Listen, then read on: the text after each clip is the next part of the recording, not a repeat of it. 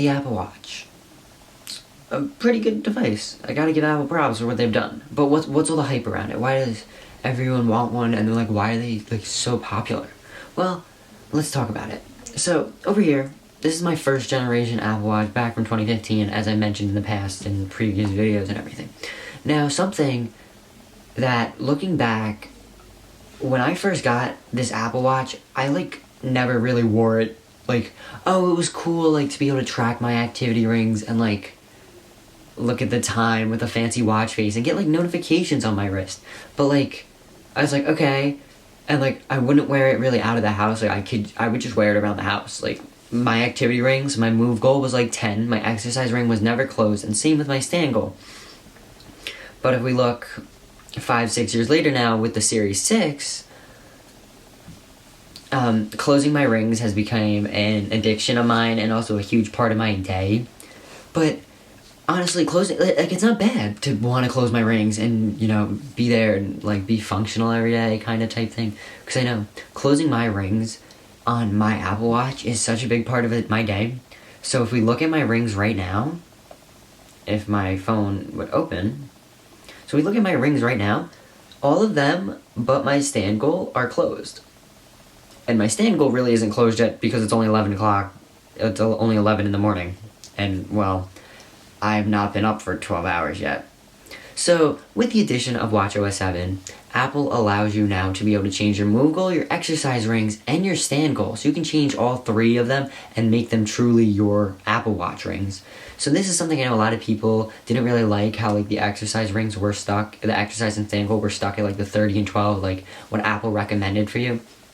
But like me personally, I always stand 12 hours, or I try to, because my watch always annoys me to stand. And also with how much I've been sitting lately because of like this whole like new world we're living in, I like the reminders to be like, hey, like you gotta get up, like you've been sitting for 50 minutes of this hour, like please try to stand up. And look, if you can't, and you just miss out on that hour and you try to make it up later.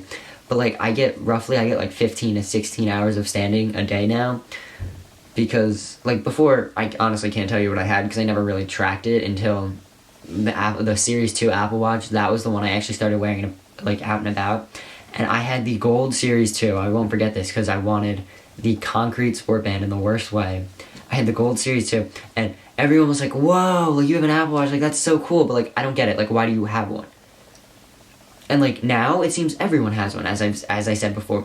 But Apple Pay on my wrist, oh my god, my favorite feature is the ability to just, you know, basically, if we put my watch back on my wrist now, just the ability to just, you know, double click the side button, tap to like the reader, and well, I paid for whatever I was buying. And that's just like the convenience of it, especially now with wearing masks and everything, and just not like the inability to use Face ID when I'm out in public. To be able to Apple Pay and always having to enter my passcode, it's honestly great to just basically tap, pay, go.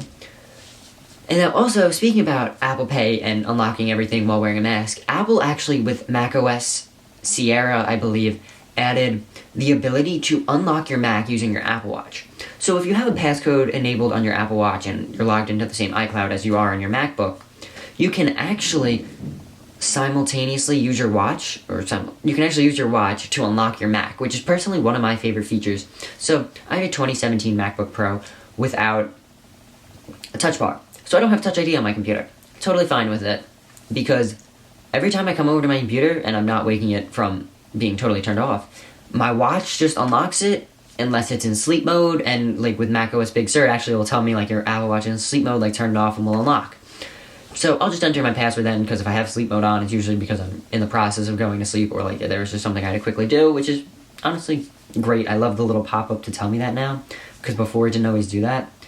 So that's that with unlocking with Big Sur. But now Apple is adding something in iOS 14.5, which is honestly my personal favorite feature that they've ever added, because they know we had this feature on the Mac to unlock our Macs with our Apple Watches.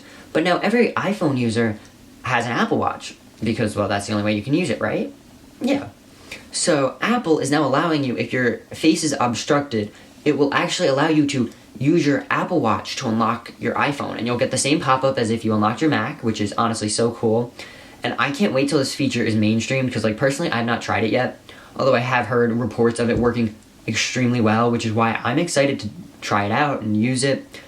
And just like looking at like this little guy, and so this is a 38mm Apple Watch back from 2015 when they released it. Looking at this, comparing it to my Series 6 Apple Watch, and just the difference that they've like come out and like developed essentially through every iteration of the Apple Watch. Like this year the whole big hype was like blood oxygen sensing, or the blood oxygen sensor tracking, as well as the always on altimeter, as well as the 2 times brighter always on display when you're outside. So the 2 times brighter always on display is honestly, I like it. I haven't had a problem with the Series 5 always on display outside in bright sunlight and everything like some people have, which I understand, like every use case is different. So that's that, which is honestly fine that it is what it is like that. Although something I do know is iteration after iteration, Apple always adds great features. So like with my Series 6, as I said before, the blood oxygen tracking, honestly, I've tried it out maybe once or twice, because like I'm not allowed to actually use it, because like the way my health medical ID is set up, if you're under, I believe, the age of 22, Apple does not actually allow you to use this. It's actually blocked off for you until you're 22. Which I do find a little annoying, because like that wasn't told to any of us like when Apple was doing it or releasing this. Which, granted, if you are someone my age who has a Series 6 Apple Watch, you don't really need to care about your blood oxygen tracking, I feel like. Now look, obviously, like for me, I'm in basically like perfect health conditions, so it's not a problem for me, like it is for maybe some other people. So I know that is like a big plus for me, that I can have like the blood oxygen tracking. And now also, I want to talk about the customization.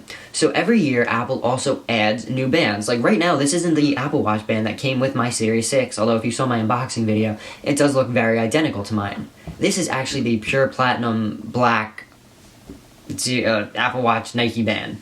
And like this is just a regular sport band, which I can't use on my Series 6 because it is a bigger 44mm. But any Apple Watch you get, there are a bunch of bands for it that you can allow you to change it up. Like right now, I'm actually using this white and black band to match my blue and white shirt. So that's like why I do it. And also, I change my band up like roughly on a daily basis, like to match my outfit kind of. And like if I'm wearing an all black band, I don't really care. I leave it at the all black band and don't care to change it. But there have been days where I'll be wearing like some like blue, kind of like the wall behind me, and I will match it, like the band to like the blue shirt I'm wearing, or just like accenting it. Or if I'm getting like all dressed up, like I'll put on, I won't wear this band out, obviously. I would wear my like this band that I have on the original one, except for the 44mm. So there's always options to customize it, and just even like honestly track it. And also like the amount of watch faces that Apple gives you. So like right now, I believe this is the Nike compact watch face, if it would focus. So this is the Nike compact watch face, and personally I love this, especially with the addition of the widgets in iOS 14, as the widgets on my iPhone have honestly taken like off some of the pressure on my Apple Watch face, as my watch face used to have so many important details on it, because I didn't want to miss out on a calendar event or my rings or whatever it may be. But it was all there, just at like the glance of my wrist. It's not on my wrist now, but it was always there, and I didn't have to worry about, oh, I don't have it, like I need it, like wait, I just missed that calendar event. And then also the notification feature. Speaking about having everything on my wrist, the amount of text messages and phone calls and everything I've responded to just from my wrist, and even like some notifications through third-party apps, it's so nice and great to have. Because something I know is like text messages, I reply basically right away on my wrist, partially because I get tapped, like someone texted you. Now you can't set up custom haptics, which I wish I could, but I'll survive with that until Apple adds it, of course, because I've been dealing with it for so long now. But there's not a day that goes by where like I would not be like, oh my god, like there have been oh my god, I like need my Apple, like I don't have my Apple Watch. Like there are days where like if I wasn't wearing this, I would be like, oh my god, I need it, because I'm so enveloped and like indulged kind of in this whole ecosystem with it, because of what Apple has done. and it's honestly so great and even nice. Like they've created a great product here, and like I know I love this now. Granted, I'm also like for what I use it for, the fitness tracking, Apple paying for stuff, staying connected, like it's all great. And this isn't even a cellular model. If you have a cellular model, that's honestly great because you'll have the connectivity if you don't want to carry your iPhone. Now, that's something I always have my iPhone with me. Like this is never MIA or like. Would it be if I had it my Apple Watch a cellular? Maybe, because well then I'd have, maybe it would be. I don't know. I've never had one, so I've never really thought about it. But it is great, and just everything Apple has done has been phenomenal with this. So 6 years later, I don't regret getting the first one, and then basically every other version after that, because well it's a great product that they've made, and it's a great market and environment they made. Like I have friends like who have had them, and they're like, I don't see the purpose of this. Like it serves no purpose. But if you use it to the fullest, like the activity tracking and the sleep tracking now, even like that's something I've been using, and it's been a huge thing because it's like it's helped me get in a routine that I didn't really have before, and it was kind of like, oh, it's 3 a.m, I'm gonna go to bed now. Oh, I'm really tired. It's 10 o'clock. I'm gonna go to bed now. So it's kind of like that. It helped me develop a routine, and also allowed me to stay connected, and just also like work out and like track all my like metrics, kind of like. If I go back, I can go back like years and have all this fitness data. Now some of them might not be as like how I want them and like completed, because like I said, like I never really wore this. I never understood what the hype about this one was, or like what it was. Now granted, back then I didn't really need it as much as I like do now, and it's great. So if you don't have one and you're in the market to get one, go for an Apple Watch SE, or if you have the money to spare, get a Series 6 if you have the money to spare. But Apple still sells the Series 3. Don't bother. That's throwing away your money, the Series 3.